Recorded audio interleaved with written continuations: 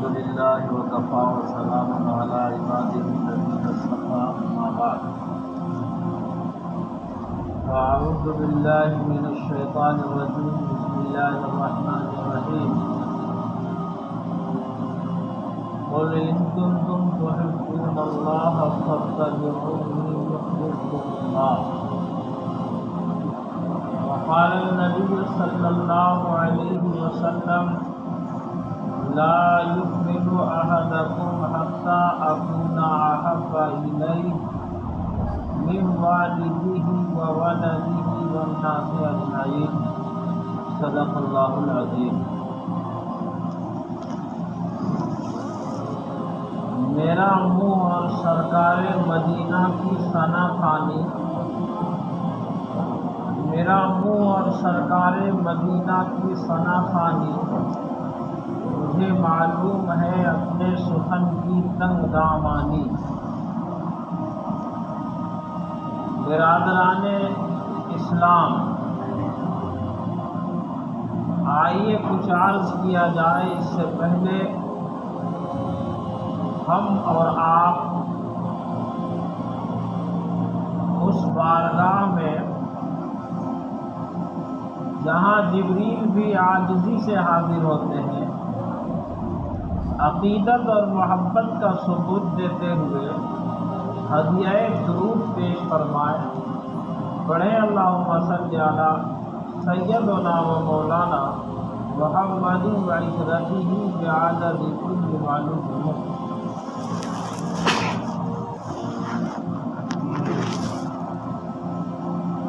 ابھی ماضی قریب میں ہمارے بزرگ گزرے ہیں، بہت بڑے مناظر، بڑے مقلد، بڑے خطیب اور بڑے عالم۔ سنت پڑھنے کا موقع آپ حضرات کو بعد میں دیا جاتا ہے، اس لیے آپ ابھی تشریف رکھیں اور باتوں کو غور سے سنیں۔ 5 منٹ سنت کا وقفہ ہوتا ہے بیان کے بعد، تو سنت آپ بعد میں پڑھیں، زیادہ بہتر ہوگا۔ ابھی پڑھیں گے، بات ہو رہی ہے، ذہن آپ کا ادھر ادھر منتشر ہوگا، نماز بھی خراب ہوگی اور بولنے والے بھی گنہگار ہوں گے۔ یہ بہتر ہے کہ آپ تشریف لائیں اور بیٹھ جائیں۔ 5 منٹ آپ کو وقت دیا جاتا ہے سنت پڑھنے کا۔ تو میں آپ سے عرض یہ کر رہا تھا کہ وہ بزرگ گزرے، انہوں نے اپنی ایک کتاب میں ایک واقعہ نقل کیا۔ واقعہ یہ ہے کہ ایک جگہ وہ فرماتے ہیں کہ میں ایک جگہ گیا تقریر کرنے کے لیے، بیان کرنے کے لیے، لوگوں نے مجھے بلایا۔ جب میں وہاں پہنچا تو وہاں کے لوگ ہاتھ جوڑ کر کے عاجزی کے ساتھ انہوں نے مجھے لفافہ تھما دیا، نذرانہ دے دیا اور یہ کہا کہ ہمارے یہاں مسلمانوں کی آبادی کم ہے اور اکثریت قادیانیوں کی ہے، یہاں جلسہ ہوگا، آپ کا بیان ہوگا، آپ تقریر کر کے چلے جائیں گے، لیکن بعد میں یہ قادیانی ہم لوگوں کو پریشان کریں گے اور ہمیں تنگ کریں گے۔ تو حضرت یہ فرماتے ہیں کہ میں نے ان سے کہا کہ بھائی یہ لفافہ تو آپ اپنے پاس رکھو، مجھے لفافے کی ضرورت نہیں ہے، البتہ بات میری ذات کی ہوتی تو میں واپس چلا جاتا۔ بات تو اب آ گئی ہے آقا صلی اللہ علیہ وسلم کی، تو اب یہاں حضور علیہ السلام کی سیرت بیان کی جائے گی، نبی صلی اللہ علیہ وسلم کی سیرت یہاں بیان ہو کر رہے گی، چاہے کچھ بھی ہو جائے۔ تو انہوں نے کہا کہ ایسا کرو کہ مجھے ایک ایسے آدمی کا پتہ بتاؤ جو ذرا دبنگ ہو. تو بتائے کہ ایک آدمی ہے، ایک نمبر کا جاہل ہے، پڑھا لکھا بالکل نہیں ہے، لیکن اس علاقے کا دادا ہے وہ، اور کوئی بھی آدمی اس کے سامنے کھڑا نہیں ہو سکتا. تو مولانا وہاں چلے گئے. نورا نام کا وہ آدمی تھا، ڈاکو اور بڑا ہیکل آدمی، طاقت والا. اس سے انہوں نے جا کر کے بات کی اور یہ کہا کہ آپ کا کام صرف یہ ہے کہ میں بیان کروں گا اور آپ وہاں لاٹھی لے کر کھڑے رہیں گے. نبی صلی اللہ علیہ وسلم کی ناموس کی، حضور علیہ الصلوۃ والسلام کی سیرت کی حفاظت کرنی ہے. تو مسلمان بہرحال چاہے جتنا کمزور ہو اور جتنا بے عمل ہو، بدعمل ہو، جو کچھ کرتا ہو، لیکن حضور پاک صلی اللہ علیہ وسلم سے جو اس کا تعلق ہے، جو حضور کی محبت اس کے دل میں ہے، جو عشق نبی صلی اللہ علیہ وسلم سے اس کو ہے، جو حضور پاک صلی اللہ علیہ وسلم سے اس کا قلبی لگاؤ اور قلبی تعلق ہے، یہ اس انسان کو جھنجھوڑ دیتا ہے.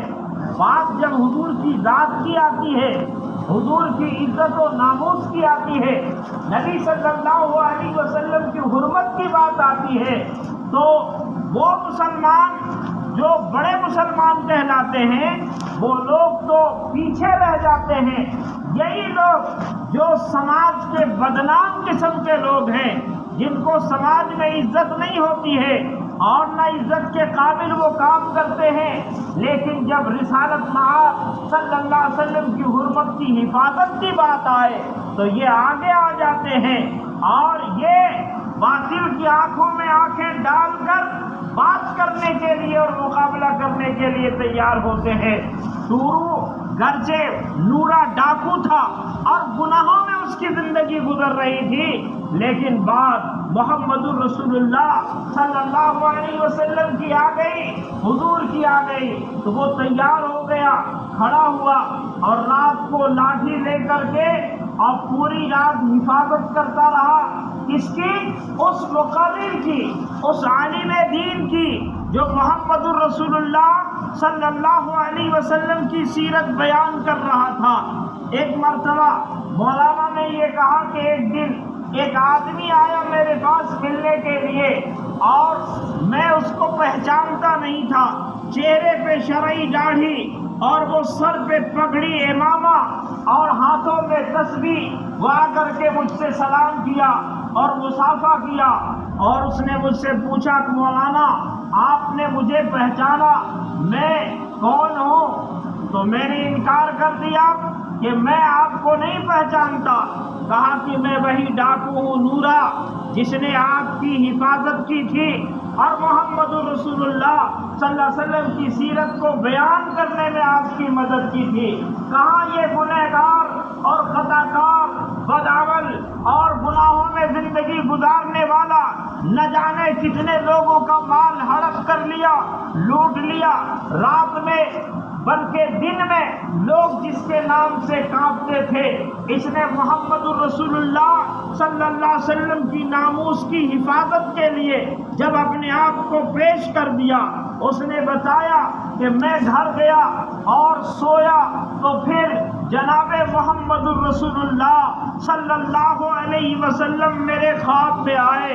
اب اس آدمی کی عظمت کا اور اس آدمی، اس انسان کی بڑائی کا کیا پوچھنا ہے جس کے خواب میں حضرت محمد رسول اللہ صلی اللہ علیہ وسلم تشریف لے آئے.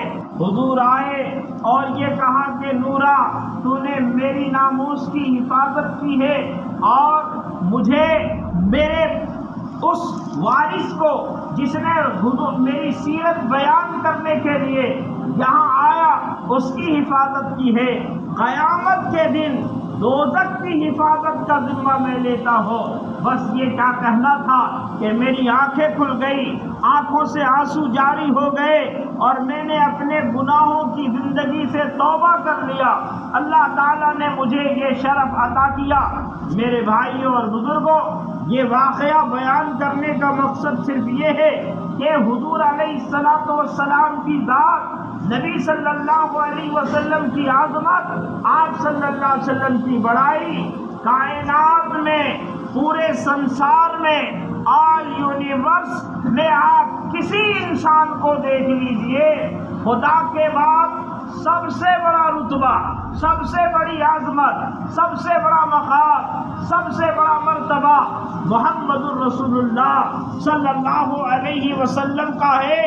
اور کیوں نہ ہو، آپ دنیا کی تاریخ کا مطالعہ کیجئے، دنیا کے اتہاس کو پڑھیے، آپ دیکھیے کہ دن بدن انسان اپنی عظمتوں کو، اپنی بڑائی کو، اپنی تہذیب کو، اپنی سبھیتا کو بھلا دے رہا ہے یا بھولتا جا رہا ہے، لیکن دن بدن محمد الرسول اللہ صلی اللہ علیہ وسلم کی عظمتیں اور بڑھ رہی ہیں۔ چاہے یہ جاہل قسم کے لوگ، یہ بدباطل لوگ کبھی کبھی زبان درازی کر دیں اور رسول اللہ صلی اللہ علیہ وسلم کی شان میں گستاخی کرنے کی کوشش کریں، آپ صلی اللہ علیہ وسلم کی عزت کے ساتھ کھلواڑ کرنے کی کوشش کرے، تو یہ اپنی موت آپ مر جائیں گے۔ حضور علیہ السلام کی شان میں ذرہ برابر بھی کوئی فرق آنے کو نہیں ہے۔ اس لیے اقبال کہتا ہے، کوہ میں دشت میں بیابان میں ہے، کوہ میں دشت میں بیابان میں ہے، بحر میں موج کی آغوش میں طوفان میں ہے، چین کے شہر مراکش کے بیابان میں ہے، اور پوشیدہ مسلمان کے ایمان میں ہے۔ چشم اقوام یہ نظارہ ابد تک دیکھے، رفعت شان رفعنا لکا ذکرک دیکھے۔ اللہ تعالیٰ نے اعلان کیا، وَرَفَعْنَا لَكَ ذِكْرَكَ، اے نبی ہم نے آپ کا ذکر بلند کیا ہے۔ جس کا ذکر رب العالمین بلند کرتا ہو، اس کو دنیا کے یہ ناپاک قسم کے لوگ اس کی عظمتوں کو مٹا سکتے ہیں، اس کو پامال کیا جا سکتا ہے؟ ہرگز نہیں، ہرگز نہیں۔ 1 کروڑ 10 کروڑ 20 کروڑ بلکہ اربوں خربوں انسان جمع ہو جائے اور چاند پر تھوکنے کی کوشش کریں اور تھوکے کہ ہم تھوک کر کے اور چاند کی روشنی کو مان کر دیں گے، اس کو کمزور کر دیں گے، تو انجام کیا ہوگا؟ کیا چاند کو تھوک کر کے وہ اس کی روشنی کو کم کر سکتے ہیں؟ ہرگز نہیں، بلکہ ان کا تھوکا ہوا ان کے منہ پر لوٹ آتا ہے۔ لاکھ ڈالا جائے مجھ پر بدگمانی کا غبار، آئینہ دھندلا نہیں سکتا میرے کردار کا۔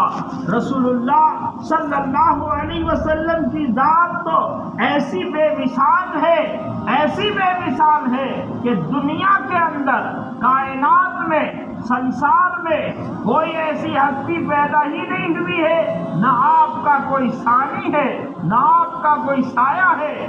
صورت تیری معیار کمالات بنا کر دانستہ مصور نے قلم توڑ دیا ہے۔ حضور علیہ السلام اکیلے اپنے ماں باپ کے اکلوتے بیٹے ہیں، اور آپ کے والد کا انتقال آپ کی پیدائش سے پہلے ہو گیا۔ آپ کی والدہ کا انتقال، آپ کی عمر 6 سال کی تھی، والدہ بھی چل بسی۔ آپ اپنے ماں باپ کے تنے تنہا اس لیے تھے کہ اللہ تبارک و تعالیٰ کو ایک ہی صورت پیدا کرنی تھی، تو یہ وہ صورت ہے کہ جس پر کائنات کی تمام دولت، تمام علم، تمام کی چیزیں یہ سب نشاور ہے۔ اس کی ذات مقدسہ پر اگر کوئی بد باطل 2 جملے کہہ کر کے اس کو یہ سمجھتا ہو کہ شان رسالت کو گھٹا دیا جائے تو یہ ہرگز نہیں ہو سکتا۔ لیکن ہاں، یہ ہمارے لیے، آپ کے لیے، امت مسلمہ کے لیے امتحان ہے، آزمائش ہے۔ ہم کو چیلنج کیا جا رہا ہے، ہم سے کچھ مطالبہ کیا جا رہا ہے، ہمیں چاہیے کہ ہم اس مطالبات پر کھڑے اترنے کی کوشش کریں۔ ایک تو یہ ہے کہ ہم محمد رسول اللہ کے غلام ہیں۔ ہمارے پاس اس وقت ملک کا جو ماحول ہے، ہم چاہتے ہیں احتجاج کریں، نعرے لگوائیں، جلوس نکالیں اور حکومت کا مردہ باد کریں۔ میرے بھائیوں اور بزرگوں، میرے نوجوان ساتھیوں، یہ وقت جوش کا نہیں ہے، یہ وقت ہوش کا ہے۔ ہمیں ہوش سے کام لینا ہے۔ جوش کی وجہ سے ہمارا بہت کچھ نقصان ہو رہا ہے اور نقصان ہوتا جا رہا ہے۔ ہم جب حالات کے اعتبار سے اللہ تبارک و تعالیٰ نے ہمیں معاملہ جو کچھ ہو ایسے وقت میں صبر کا حکم فرمایا اور یہ کہا کہ جو لوگ صبر کرتے ہیں ان اللہ مع الصابرین، اللہ ان لوگوں کے ساتھ ہے۔ ہم اس کی مذمت بھی کرتے ہیں، اس کو کنڈم بھی کرتے ہیں، لیکن اس کے ساتھ ساتھ ہم اللہ تبارک و تعالیٰ کے لیے ابھی صبر کریں گے اور اپنی زندگی کو سیرت کے مطابق ڈھالنے کی کوشش کریں گے۔ 3 کام اس وقت ہر مسلمان کو کرنا ہے۔ ایک تو درود شریف کی کثرت کرنی ہے۔ ہر مسلمان روزانہ کم سے کم 300 مرتبہ درود شریف پڑھنے کا عہد کرے۔ کریں گے سب لوگ؟ 300 بار درود شریف کا ورد شروع کر دیں۔ دوسرا کام یہ کریں کہ جتنا کوشش ہو سکے ہم کو رسول اللہ صلی اللہ علیہ وسلم کی سنت، آپ صلی اللہ علیہ وسلم کے اخلاق اور کردار کو اپنی زندگی میں اتارنا۔ اور تیسرا کام یہ ہے کہ ہم نبی صلی اللہ علیہ وسلم کی سیرت کے کچھ واقعات، کچھ قصے، کچھ کتاب کے اپنے ان دوستوں تک پہنچائیں جو حضور کی سیرت سے ناواقف ہے۔ یہ 3 کام کریں گے، حضور علیہ الصلوۃ والسلام سے ہماری نسبت قائم ہوگی، قیامت میں اللہ کے نبی صلی اللہ علیہ وسلم کی سفارش نصیب ہوگی۔ اللہ تبارک